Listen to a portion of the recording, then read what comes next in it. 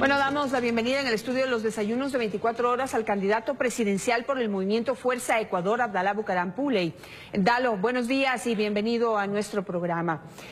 Bueno, usted ha sido testigo de los escándalos que se han hecho públicos en los últimos días, con los que he conversado a lo largo de esta semana con los candidatos a la presidencia de la República, que por sus agendas han podido asistir y atender nuestra invitación. A usted también quisiera comentarle y preguntarle sobre este tema, pero empezando con una pregunta muy puntual.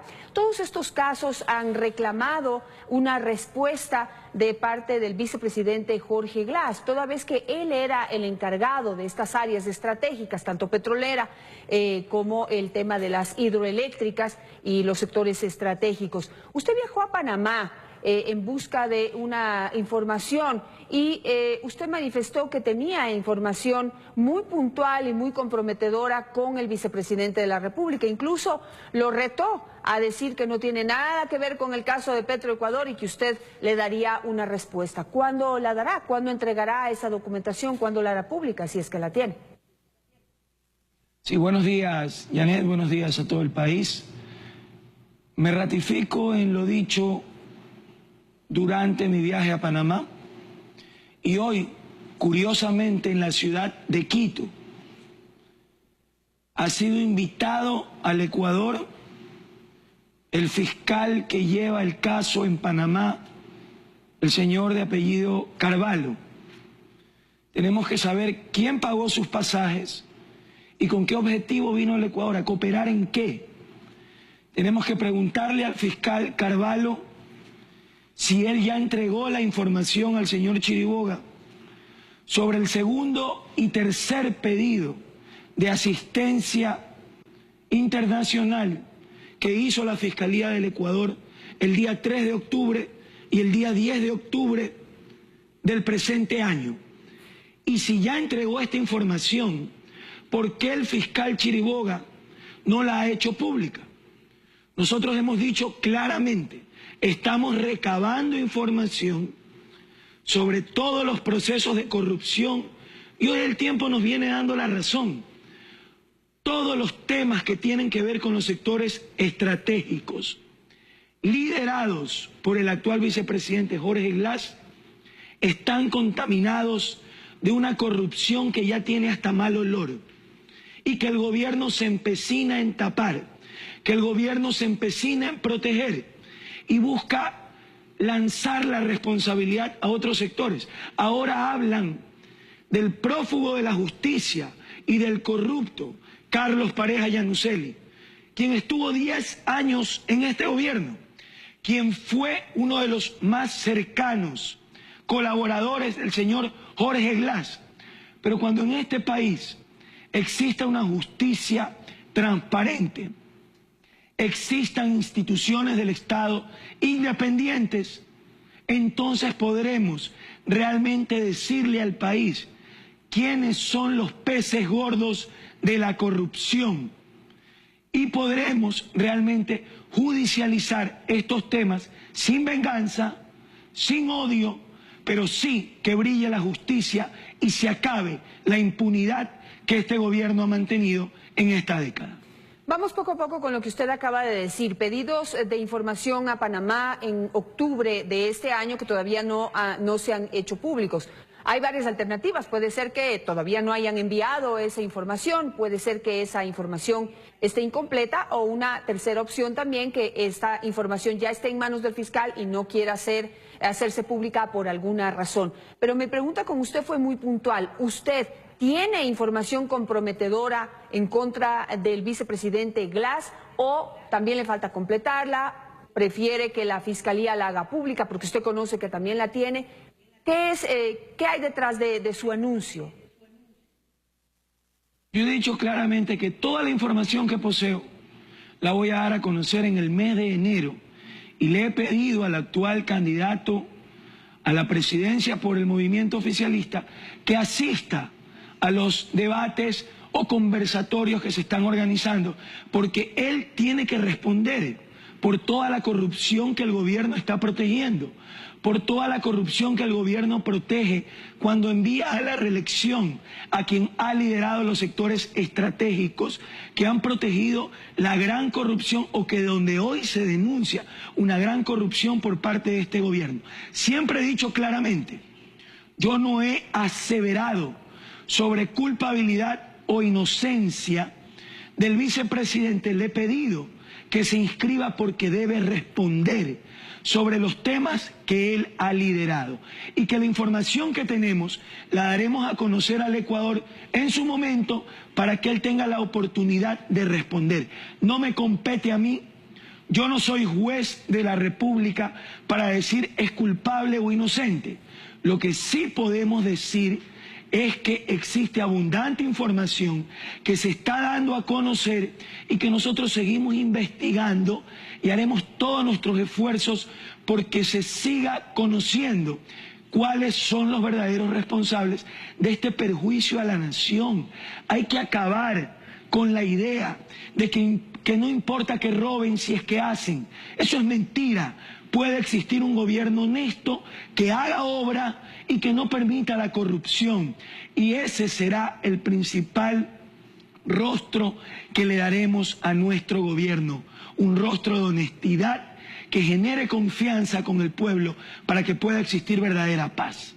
Bueno, ese que usted menciona es un pobre concepto de ecuatorianos que no tienen su autoestima en su lugar. Y eso sí es un llamado muy importante, sobre todo a aquellos que yo pido que se indignen con la corrupción, porque es el colmo aceptar que se puedan robar algo si me dan una carretera o que se roben aunque me den un hospital. Eso es no tener la autoestima en su lugar. Hay que exigir que las autoridades sean honestas y cumplan con su deber, que es hacer obras, sobre todo si se tiene una bonanza como la que se tuvo en nuestro país. Analicemos un poco cómo se está llevando adelante las investigaciones en torno a los casos de corrupción que se han denunciado desde fuera del Ecuador. Ni siquiera se ha podido denunciar desde aquí. Y aquí, pues lo que sí hacen es dar información privilegiada a los corruptos para que vuelen antes de que puedan ser puestos frente a la justicia o por lo menos frente a los ecuatorianos dando la cara. Y lo que se ha dicho, lo que se está, digamos, construyendo es que hay una estructura familiar de los pareja que es la que ha sido la que encabeza la corrupción en este país. O sea, lo que están tratando de hacer es que el gobierno no tiene absolutamente nada que ver y que aquí ha habido dos poderosísimos hombres del petróleo que han sido los que han encabezado la corrupción en ese sector y han desviado el dinero de los ecuatorianos hacia sus cuentas y las de otros corruptos. ¿Cómo ve usted esta presentación y este análisis, este mapa que se está tratando de hacer?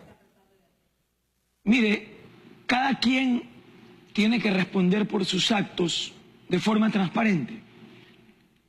Aquí lo cierto es que todo el dinero que hoy está siendo investigado y que ha sido utilizado corruptamente, que es dinero del pueblo, no del gobierno, ha sido manejado por este gobierno y se deriva de actos de corrupción de instituciones manejadas por este gobierno. Yo les estoy dando una pauta, principalmente para quienes hacen periodismo en el país. Aquí en el Ecuador, en este momento, está el actual fiscal Carvalho, fiscal panameño, que ha venido al Ecuador sin ningún anuncio público. No sabemos invitado por quién, no sabemos financiado por quién. Dice que va a cooperar con la investigación que lleva la justicia ecuatoriana. Tiene que decir el señor Carvalho al Ecuador, entrevístenlo, si ya entregó la información del segundo y tercer pedido, que diga cuáles son los nombres de las cuentas beneficiadas por los depósitos del señor Bravo y compañía, cuáles son los otros nombres que aparecen en el segundo pedido de investigación, qué pasó con el pedido en cuanto al señor Vaquerizo, cuáles son las compañías constituidas, inclusive donde aparecen nombres de familiares cercanos al vicepresidente de la República en Panamá.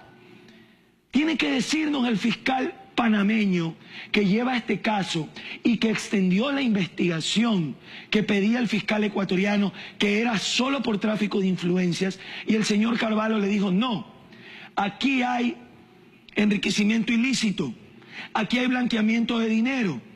Hoy ese fiscal está en el Ecuador. Tiene que decirnos si ya entregó esta información al fiscal general de la Nación. Y si ya entregó esta información, ¿por qué el fiscal Chiriboga no la hace pública? ¿Por qué la protege? Yo les estoy dando pautas. Hay un proceso de investigación. Hay información que tenemos que conocer. Esperemos que las autoridades respondan. Y en el mes de enero nosotros la información que tenemos la daremos a conocer al Ecuador para que juzguen y para que los miembros del gobierno puedan responder sobre estos actos. Bueno, usted ha hecho algunas preguntas claves, sin embargo, pues se le puede preguntar al fiscal y él sabrá qué responder, sí o no, o tal vez, o no les puedo decir. Pero quien tiene la obligación de entregar esa información, porque ya ha pasado tiempo suficiente para llevar a cabo una investigación con colaboración internacional, es el fiscal general de la Nación, que pues ha brillado por su silencio durante todo este tiempo, desde agosto que se hizo público el caso de Petroecuador. Lo único que ha hecho es reaccionar a la información que finalmente se hace pública por uno o por otro lado. Ya necesitamos un fiscal que realmente se adelante y pueda brindarnos información privilegiada sobre una verdadera lucha contra la corrupción y no lo que se está haciendo en este momento en el Ecuador. El fiscal dijo ante la Asamblea Nacional que él no había recibido el segundo pedido y el tercer pedido de asistencia internacional. Sería muy grave que un fiscal general de la Nación esconda información. Sería gravísimo que mienta ante el Poder Legislativo. Y esos son temas que hoy tenemos que investigar, más aún cuando está presente el fiscal panameño que lleva la investigación de todos estos actos de corrupción comprobados del actual gobierno y el cual el gobierno se esfuerza por proteger. Todo este dinero causa un perjuicio muy grave al Ecuador.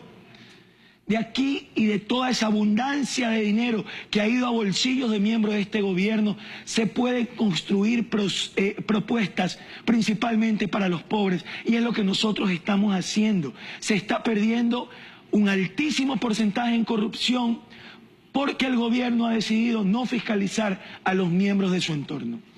Durante los últimos días hemos escuchado una fuerte campaña publicitaria, sobre todo en radio, en donde se envía mensajes a la población diciendo que son casos de corrupción aislados y que la corrupción denunciada en este gobierno no se puede comparar con la corrupción producida en gobiernos anteriores. ¿Cuál es su visión sobre esa campaña que ahora se está haciendo y esa visión que se le trata de dar al ecuatoriano sobre la corrupción en este gobierno? Mire, nosotros desde el mes de diciembre hemos dado un mensaje al Ecuador de construir un Ecuador sin odios, de acabar con la persecución, la intolerancia, la prepotencia, los adjetivos y el odio en general que ha contaminado la política. Nos ratificamos en ello, hay que construir un Ecuador de paz, pero la paz requiere lucha y sacrificio. La paz requiere justicia, lo dijo Martin Luther King. Yo puedo aseverar, este es el gobierno más corrupto de la historia. Este es el gobierno más corrupto de la historia. Dentro de nuestras propuestas emblemáticas, cambiaremos el nombre de la actual cárcel que ha construido este gobierno y le pondremos Bélgica, porque hay muchos que sueñan ir a Bélgica, pero irán a Bélgica donde se hará justicia. A la cárcel donde deben de estar los corruptos que se han llevado la plata del pueblo. No por odio ni por venganza, sino por justicia. Tenemos que construir un Ecuador de paz, que tenga propuestas y que no solo hable de los pobres, sino que gobierne para los pobres. Y de ahí nacen nuestras propuestas. Vamos a condonar la deuda en el sector eléctrico a todas las familias pobres de este país, porque han sido adquiridas en condiciones de perjudicialidad a través de un gobierno que ha desarrollado un modelo de meterle la mano al bolsillo al pueblo para engordar un Estado obeso. Llegó la hora de un Estado de justicia que garantice la paz en nuestra nación. Con eso me quedo. Muchísimas gracias a Dalo Bucaram por estar esta mañana con nosotros. Pues como al resto de personajes, le deseo que tenga un muy buen año.